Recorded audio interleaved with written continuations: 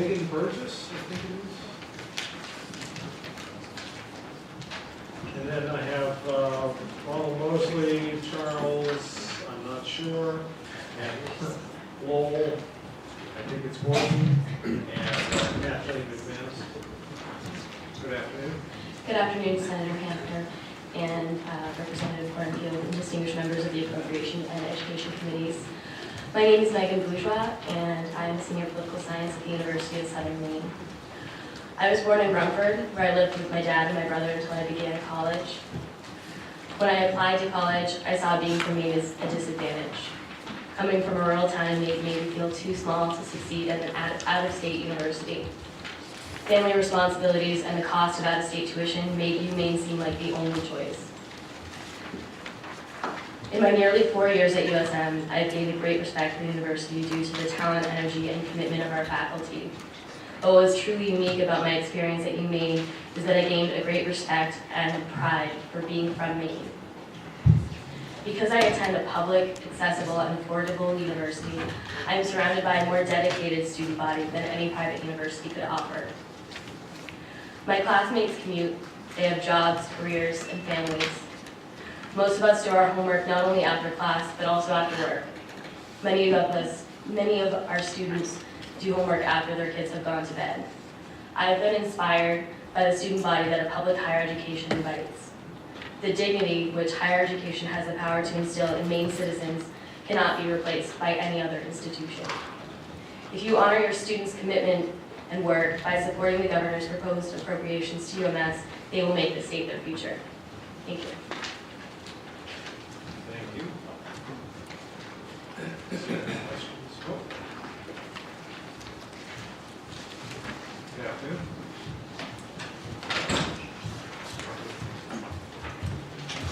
Good afternoon. I'm going to skip the formalities and get right to the chase. I know we're already into the next hearing time. My name is Ron Mosley. I've been a faculty member in Machias at the university for 28 years now. I grew up in Bahaba, and so a connection with two of the counties represented in this room. I'm also one of the faculty members who was just displaced and became homeless on the Machias campus because my office building was closed. About half of the faculty now is doing something we never expected to do again, and that's occupying the dorm playroom. Now called a residence hall, and I share one of these with another faculty member. I just got an email from a student requesting a somewhat confidential appointment for tomorrow, and I really don't know even where to meet with her. I suggested that we meet in the library and find a place where we can talk alone. By the way, I'm departing far from the pared down one-page comments that I've given you here, and I will spare you reading them to you. I will simply say that this experience we're having with this building, Kimball Hall at Machias, is a wake-up call for all of us. It's a symptom of the results of decades of deferred maintenance, and I fear time will prove whether I'm right, that this building will never be used again for its intended purpose. I expect it to be removed or replaced or something at a significant expense, because I believe the structural problems from what I've seen are so serious. My comments and my testimony are focused on students, student debt, what we can offer to the students and the citizens of Maine, the benefits from the university system for the Maine economy. I point out that the university is a bargain, that it actually produces tangible benefits, although they are somewhat difficult to measure. And I support the governor's proposal for additional funds for the university system. I wish it could be more, but I understand all the competing needs that the people in this room have to deal with, and I don't envy you that. I would just finish by also asking that my colleagues in the community college system be similarly supported. I know traditionally The people in this room have provided proportional increases for the different higher education bodies, and I would hope that that continues in the future. Thank you very much. Thank you. Any questions? Thank you. Charles, you have me out to your last. Dilemma. Dilemma? Dilemma.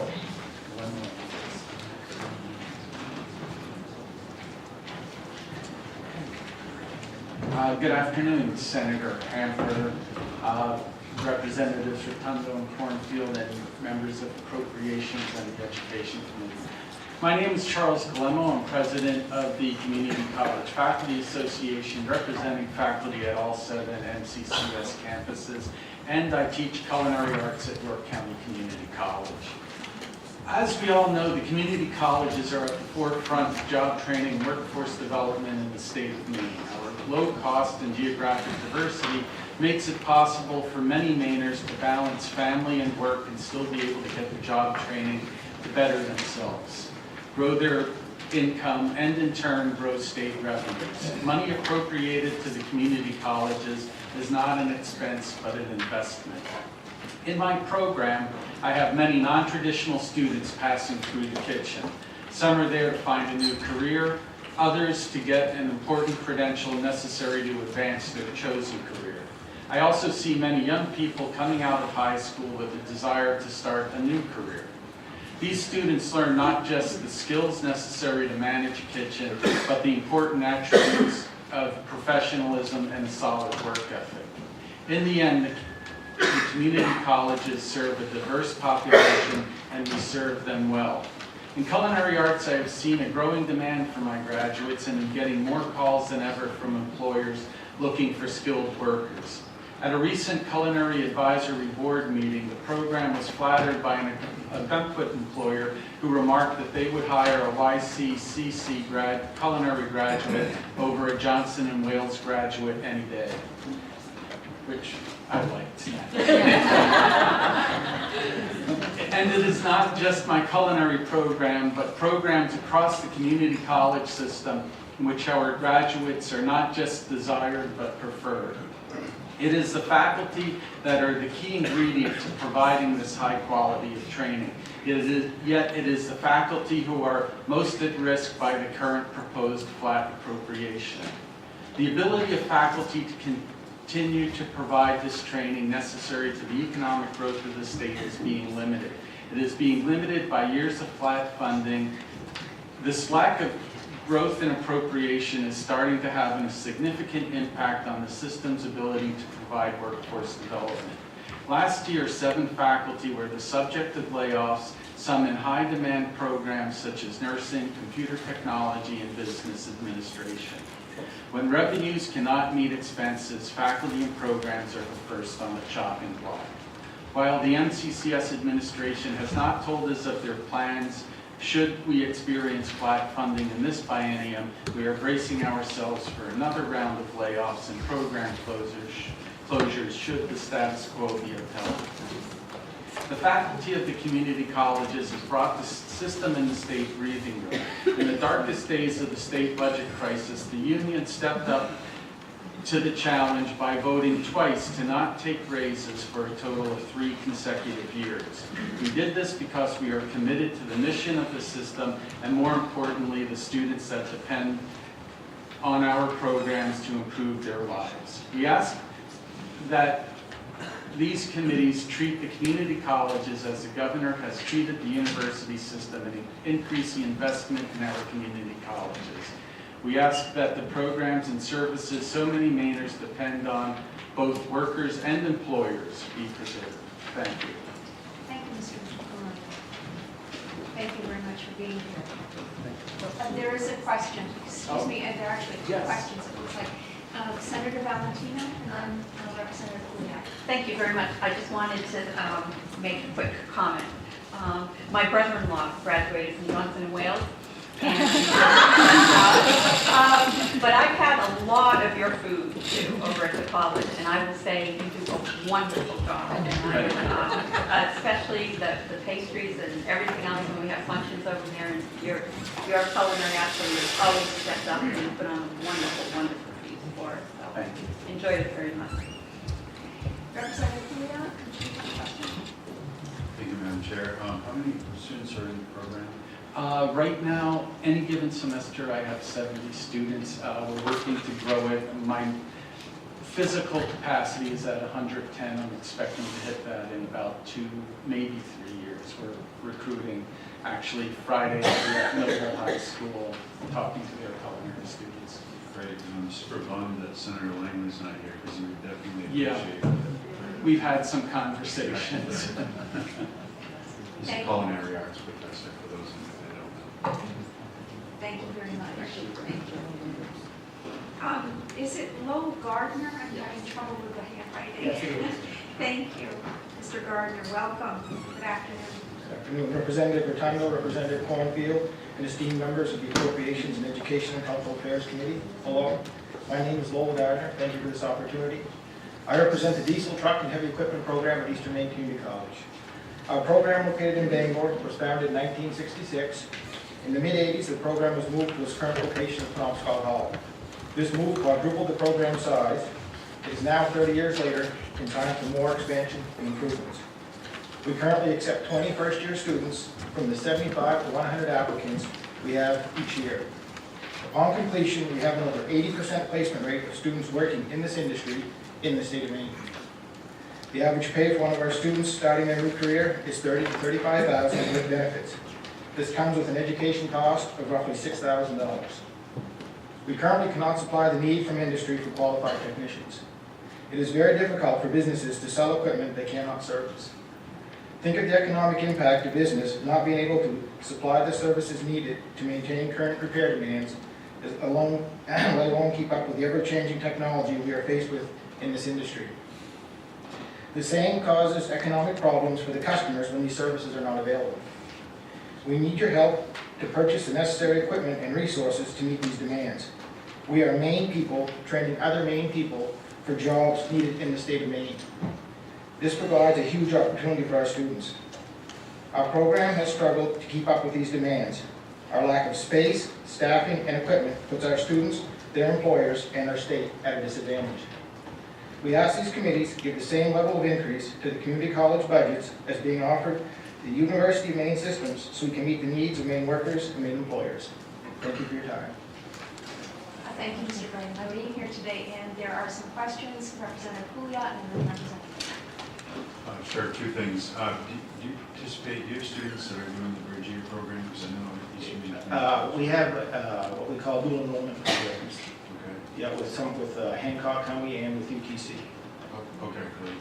And the other question I had, the other day we had some testimony before a committee about the removal of a sonograph program within the community college system. And the question I asked was to what extent the employers that would be benefiting most from individuals trained in this field are stepping up to kind of help out with funding. You mentioned that one of the hospitals gave like $25,000 annually for the program. Are you aware of any potential employers within the state of Maine that are donating to the programs? Yes, we've actually had two major donations.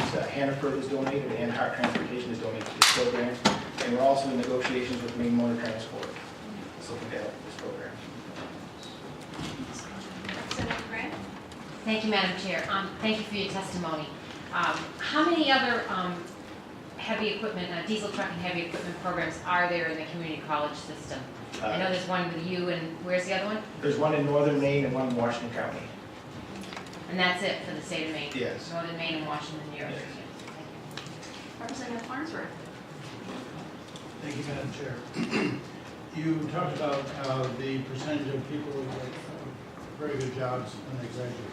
How's your retention rate, and what percentage of the college that the students that come in actually complete the program? That's one of our problems with our program. What normally happens, or happens quite often, is we'll have a student who will come in our program, go through the first year. Right now I have over 25% of my first year students that are employed in industry. They go to work in industry during the summer, and we don't see them back again. It's Representative Guido. Sorry, but it's an area of passion in higher education. Do you have a problem with getting like adults to come into your program? Is it mostly kids right out of high school? or- We'll normally have probably 4 or 5 non-traditional students, people that are coming back into the industry, or people that want to come into the industry because they can see the value of being here. Do they tend to stay longer through the program? Yeah, a little more dedicated. Yes. Thank you so much for being here today. Thank you. Thank you. Kathleen McManus, and then after Kathleen McManus will be Rob Brown. Welcome. Thank you. My name is Kathy McManus. I'm a nurse. I'm also here as a member of the NEA. I work as the chair of the nursing program for Central Maine Community College. I'm here to support increased funding for higher education. I know the value of education. My mother instilled in me the importance that education can make in your life. I was born in Maine, raised in Maine, attended schools in Maine. I'm a product of the university system. I've always worked in Maine, and I've raised my family here. I plan to grow old here. Every day I get to work with students who, like me, were born and raised in Maine. The students in the nursing program tend to be local people who choose school in preparation for a second career, or those who want to remain in healthcare at a higher level job. They are working hard to finish school and become nurses, and when they do, the vast majority will work locally, stay in Maine, and raise their families.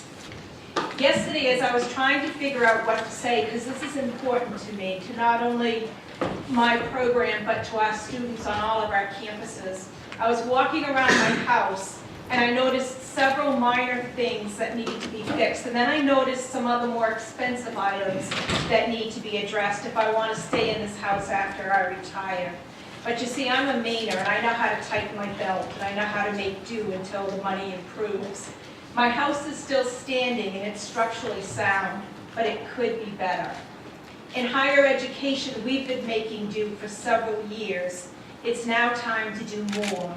50% of nurses in the state of Maine are over the age of 50. There's an age cliff looming in the future, and unless we do more, we may not have enough nurses to care for the residents of Maine. And this is not just about nursing. We have programs in criminal justice, machine tooling, medical assisting, medical coding, allied health that have seen tremendous increase in enrollments. And just like me, those faculty have made do. Their graduates, too, will work at decent paying jobs that allow Mainers to stay in Maine, raise their families, and grow old here. So just as it is time for me to pay attention to my house in Hebron, which is important to my future, so is it time for all of us to pay attention to the needs of higher education in Maine, because it's important to the future of all Mainers. Please support higher education funding. It makes a difference to my students, our programs, and our future. Thank you. Thank you, Ms. McManus. There actually is a question. Representative Grant has one. Thank you, Madam Chair. Do you have wait lists for your programs, for your nursing programs in the community college system? Some programs have wait lists, and what we do is we ask that it's a competitive process, and we ask people to apply every year. I have more applicants than I have slots for. So yes, we have a wait list, we just don't call it that. Thank you very much for being here. Thank you. Rob Brown, and then Jason Lynn.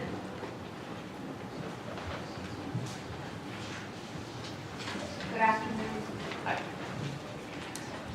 Senator Hamper, Senator Langley, Representative Rotundo, Cornfield, members of Appropriations and the Education Committees. My name is Rob Brown. I'm the Director of Opportunity Maine, and I am testifying in support of the $22,000 appropriation for the Educational Opportunity Tax Credit Marketing Fund that is part of the governor's budget and is administered by the Finance Authority of Maine. What is commonly referred to as the Opportunity Maine program more formally called the Educational Opportunity Tax Credit, is the boldest college affordability program in the nation and has a simple but powerful message. If you put in the hard work of earning a college degree and commit to living and working in the state of Maine, the program will wipe out most, if not all, of your student debt. It is a powerful tool to help our citizens afford a college degree and to build the educated and skilled workforce our businesses need. The EOTC allows those who earn an associate or bachelor's degree at a Maine school, public or private, to be reimbursed for education loan payments through a state income tax credit for any years which they continue to live, work, and pay taxes in the state of Maine. Alternatively, businesses that pay employees education loans as an employee benefit will be able to claim the credit, providing a strategic tax cut and a strong incentive to expand or locate businesses in Maine. Our organization brought the Opportunity Maine program from idea to citizens initiative to law in 2007. Public support was so overwhelming that for only the 6th time in Maine history, the legislature passed an initiative directly into law, unanimously in the House of Representatives and by a wide majority in the Senate.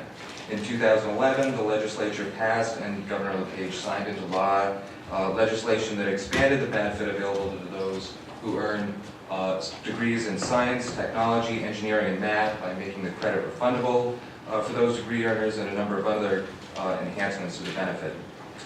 Skipping ahead, when the EOTC went into effect in 2008, it was a prospective benefit, meaning that those who earn their degree after that point would be eligible for the benefit. So the number of degree earners eligible for the credit started at 0. While the number of Mainers eligible to take advantage of the credit grew every year, awareness of the EOTC did not. An incentive that no one knows about is no incentive at all. So while the legislature put in place the most ambitious college affordability program in the country, there wasn't a plan to turn that promise into a reality and make sure people took advantage of it. As a result, the number of degree earners using the tax credit grew every year, but remained modest. In the last session, legislation was passed into law appropriating the $22,000 to support a marketing effort and required publicly funded higher education institutions and workforce development programs to participate in that promotion and marketing effort. These resources were made available last fall. Opportunity Maine and Maine Education Services have a wonderful partnership that is using those funds strategically, and this is an interim report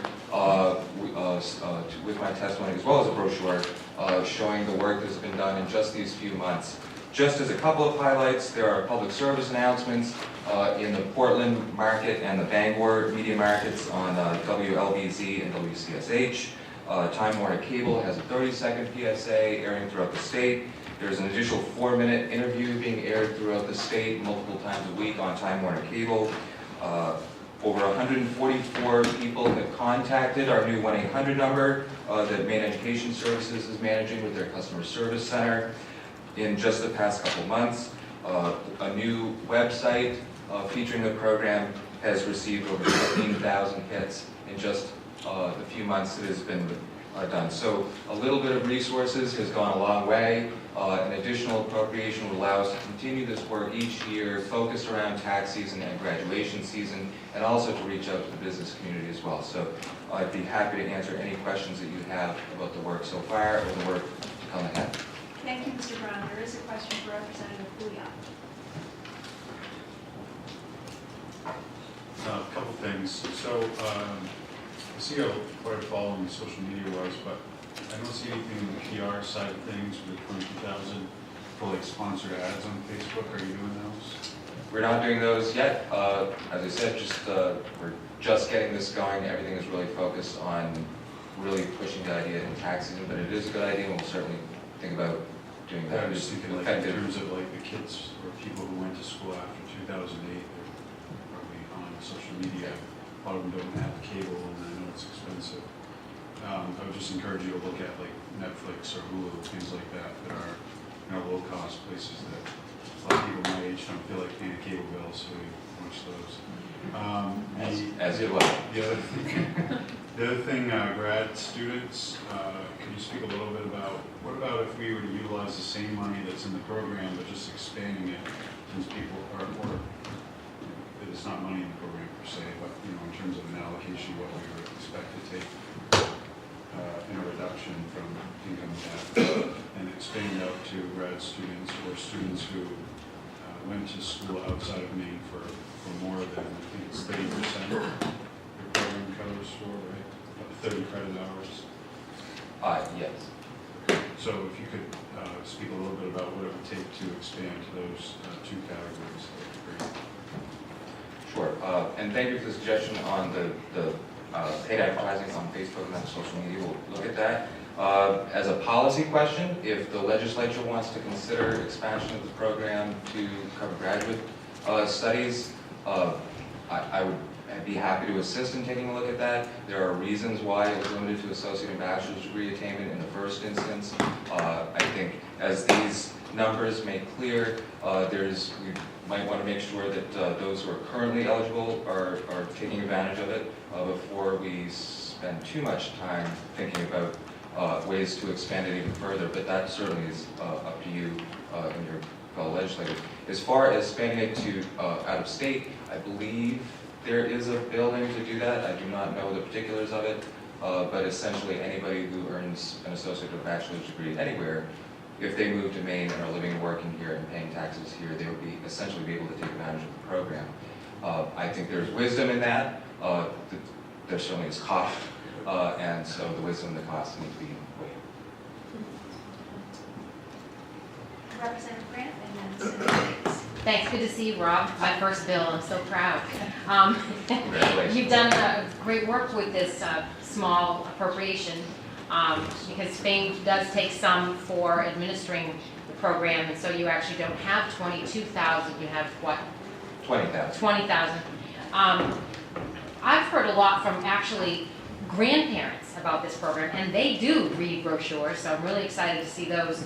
Where can we, how are you distributing those, and how can we get some more of them? We had 25,000 printed, so there certainly are plenty. We can have them distributed either through directly to you. Maine Education Services has those in their office in Portland right now. We can have them mailed out. We could have large quantities delivered to leadership offices, and people could get them there. So I'd be happy to work with you in whatever way you think would be the easiest to get them to legislators. That was one of the frequent things that we heard from legislators was, I just need a pamphlet because when I'm going door to door, I want to put it in everyone's hand. Yeah. So happy to help you do that. Okay. Senator Gates. Thank you, Madam Chair. Sir, how many people are taking advantage of this program now, do you know, in the last couple of years? In 2013, which are the last tax year numbers we would have available to us, there were a total of 2,600, a little over 2,600 Maine residents took advantage of the credit. That was substantially up from 2012 when it was about 1,450. So it is ramped up dramatically. I think the creation of the refundable credit for the earning of STEM degrees had a huge impact. All of a sudden in 2013, the number of those taking credits for the STEM degrees was almost as high as those taking credit for all other degrees combined. So I think that was a very smart and big move in and of itself. Thank you very much Okay. for your testimony. Thank you all. Appreciate it. Jason? And I apologize, I had trouble reading your hand up. Glenn, Glenn, is that closer? Thank you. members of distinguished committees, I'm Jason Flynn, a student at Southern Maine Community College and a Cooperative Maine native. Thank you for allowing me to speak today. I want to briefly share some highlights of how my community college experience has changed my life. I should mention I am speaking on an increase of appropriations to the Maine Community College system against flat funding us again. Look, before I go into how my experience has changed my life, let me give you some background. I went from gifted and talented programs to a high school dropout in a few years. Once I was signaled out as different, I rebelled against myself and the system. Plus, my father had a heart attack, so after I learned how to weld that path, I dropped out of high school to earn money for my family. He understood why I did it, but was very disappointed because my older brother had already dropped out. But then he died on New Year's Eve when I was 18. After that, I went back to night school through adult education while working full-time and was able to graduate with my class. A year after that, I nearly died in a car accident that took the life of my girlfriend and changed mine forever. My dream of underwater welding was shattered in the blink of an eye, so I spent the next 10 years going from welding shop to welding shop. At every place, the story was the same. I quickly topped out because I didn't have a degree. I learned the value of an education by enduring its deficit. Also, because of injuries sustained in that accident, the pain of manufacturing became unbearable. I decided to take a huge risk. I left my job of 5 years and I applied to Southern Maine Community College. They were affordable and they gave me a second chance after seeing my dismal high school transcript. It has been a life-changing experience at a time when I needed it most. I earned my first degree last fall with a 3.98 GPA. But what I did while there was the amazing part. I became president of the Honor Society, managing editor for the school newspaper, and a nationally certified tutor in 9 subjects. With the college's support, I co-founded a food pantry on campus and currently serve as its director as we seek to expand to our Brunswick campus. I'm a 2014 All-Maine academic team member and the top community college student in Maine as the 2014 New Century Scholar. I'm a member of most of the college's governmental bodies and currently helping craft their next strategic plan and a sustainability policy for the campus. Through the college, I've been awarded an Embry Fellowship and spent 10 weeks at a neuroscience lab at UNE. Coincidentally, this experience let me know that I was again getting into the wrong field. So I followed my passion for public service. I'm now a political science major, and I currently intern for Shelley Pingree. I work for the city of South Portland, and I write for a local paper. I'm now applying to Georgetown, Harvard, and Brown, among others. My community college experience has completely changed my life. They offer numerous ways to learn in and out of the classroom. Without their continuous support, I never would have been so successful. I never would be here. They are the great bargain in higher education, and its value to society is immeasurable.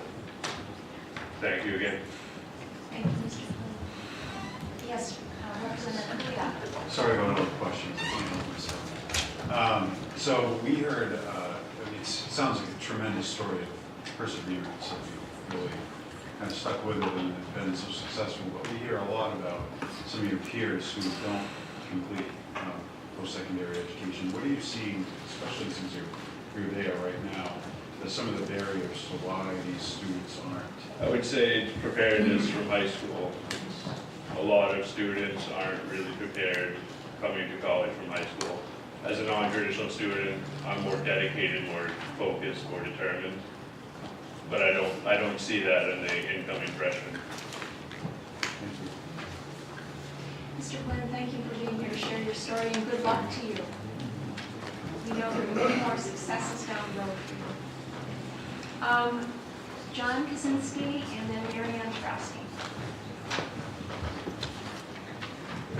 Good afternoon. Good afternoon, Senator Hamper, Senator Langley, Representative Rotundo, other esteemed members of the Education and Cultural Affairs Committee, as well as the Appropriation and Financial Affairs Committee. I will keep this very brief. This has been a long morning for you all, and I appreciate all that you do for the state and for the long hours that you put in to listen to the citizens of the state. I'm here on behalf of the Maine Education Association.